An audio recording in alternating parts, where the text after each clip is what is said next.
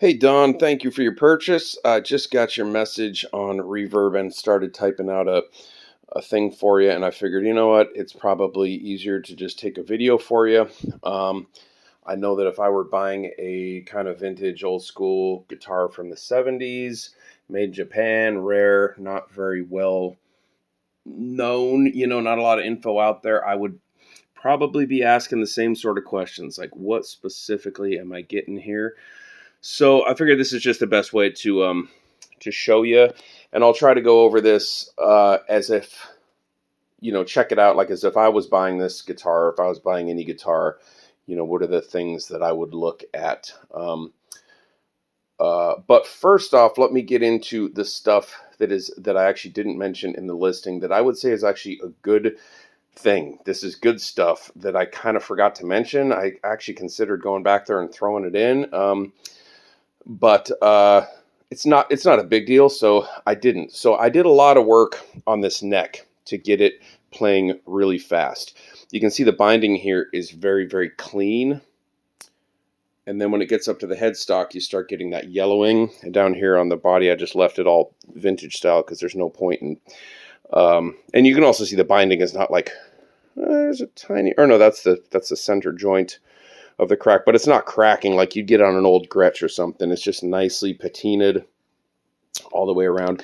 Anyway, the point is, the neck binding, I don't know if you've ever played like an old school vintage guitar where the wood starts to contract or expand relative to the binding in a way that makes a little bit of a ledge right there, like a little bit of a line that you can feel.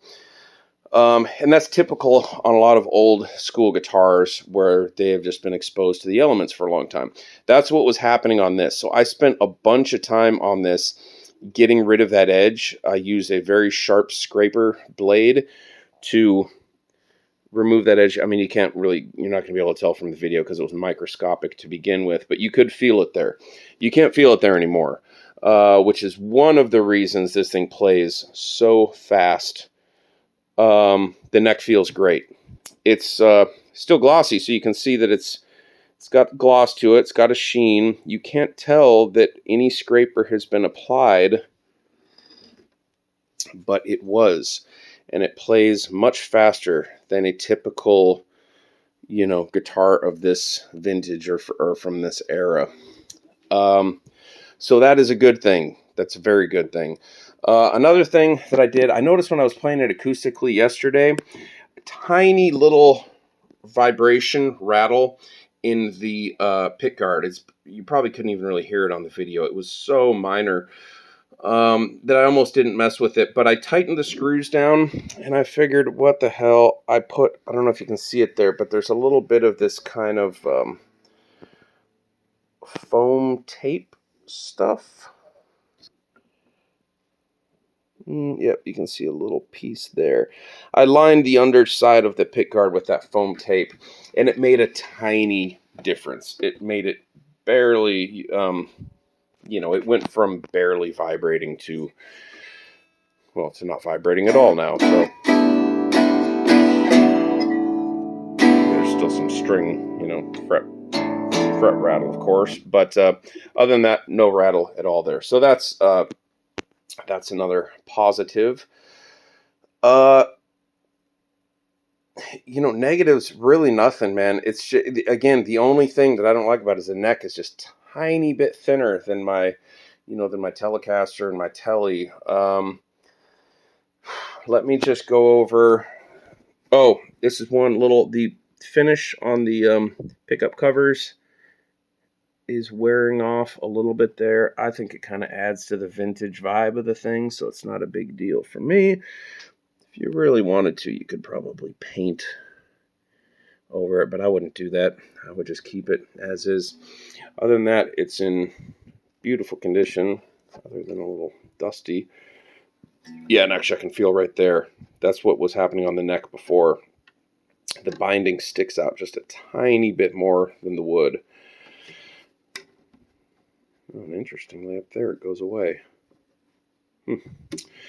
But it's in beautiful shape.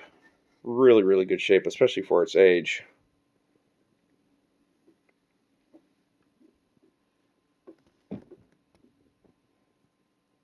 Little mark there.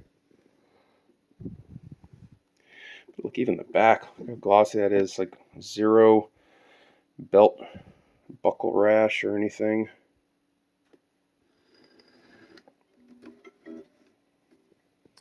That's the neck plate.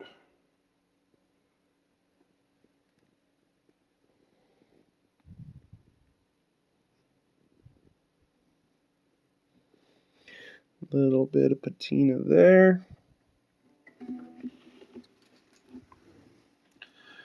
The Bigsby deal here, just like touches just barely down there, and then comes up nicely. Does its thing, nice and tight, feels sturdy. I've got a Telecaster with a Bigsby that is not here right now, but honestly, it feels just like that. And it's a U.S. made Bigsby. The neck. Oh yeah, let me show you the frets. So the frets you can see up at the the top here where they get practically zero wear. They're not big to begin with. They were never tall frets. So, that's going to be practically zero wear. You can sort of see it still nicely rounded off. So then you go up here to where's like the most wear. The most wear is probably going to be on like the 3rd fret. Come on, focus. This is tough to do with one hand. Oh, come on. Are you going to focus? Okay, hold up. Focus. Okay, I'm going to try to reorient this thing. Okay, focus on the pickup. Here we go. Okay, this is the nut. So we'll go down to like the 3rd fret here. Oh man, I don't know if you can see that. That's not... Wait. The focus is not cooperating, but it is... Oh, there we go. So she is... It's worn... Again, I'd say maybe 60 or 70%. Let me see if I can get it a little tighter here. Yeah, there we go. Still focusing. So the wear really isn't bad. That's very little compared to down here. Maybe even less than 60 or 70%. But they're short frets to begin with. They're not tall frets to begin with. Case is in great shape. A little pocket here. Works well. It's not like falling apart like you get on some old vintage stuff. And the outside of the case, everything is very intact. Again, nothing like falling apart or messed up. Oh, I didn't even notice that. That is cool. It's even got that little guy on there.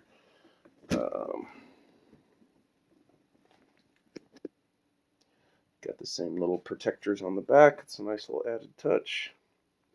So yeah, case is in great shape. So cosmetically, all that stuff, it's great. So obviously the other thing that I would want to do is, function wise, electronically, how is all that? And I mean, you could kind of see in the video.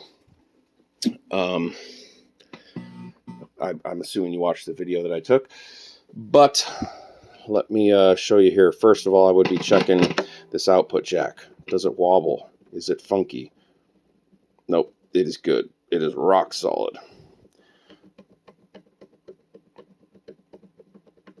No funkiness there. So that's good.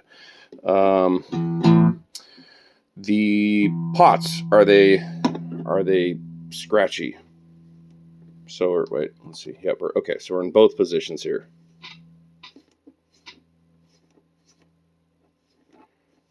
Tiny bit of scratch that goes away after a couple turns. So that's about as good as you get for a vintage potentiometer.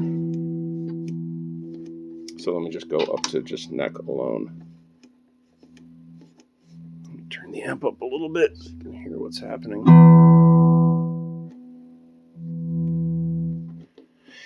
And then this is, you can see neck volume, neck tone.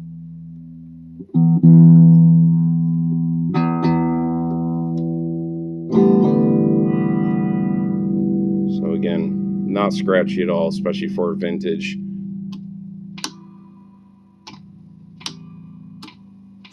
Same here, that's good. Your typical,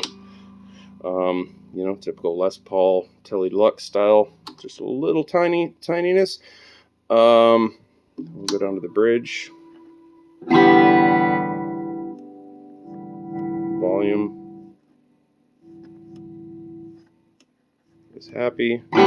Tone is happy. No scratch at all on there. So the only place we saw even the tiniest bit of scratchiness was on the neck there, but yeah, it's gone just after like one or two turns. Switch is good.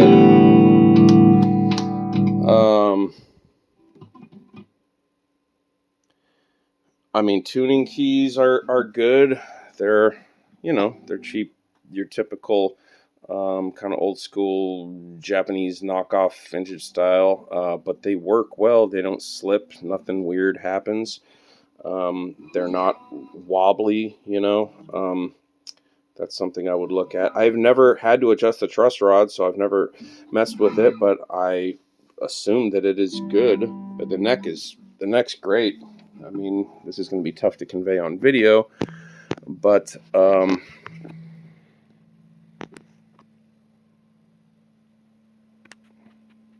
she doesn't want to focus here. She's starting to feed back. Come on, focus. Yeah, probably not going to be able to convey that on video very well, but the neck is great. Again, she plays really, really fast. Get a close up of the bridge. Other than that, man, I can't really think of anything else that you might want to do. Yeah, here are the little dots that I made, so you can position the bridge to get proper intonation. The bridge has got a little height to play around with over there. I think it's almost bottomed out down here. You probably have just a little bit of room to play with down there.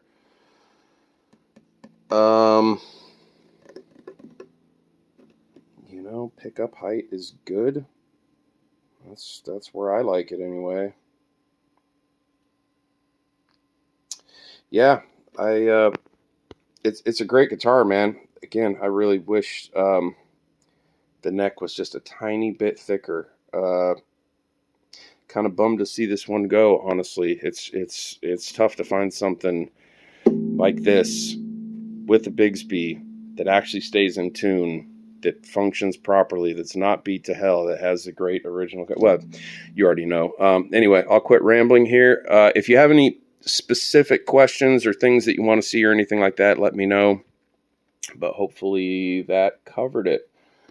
Did I get a shot at the headstock?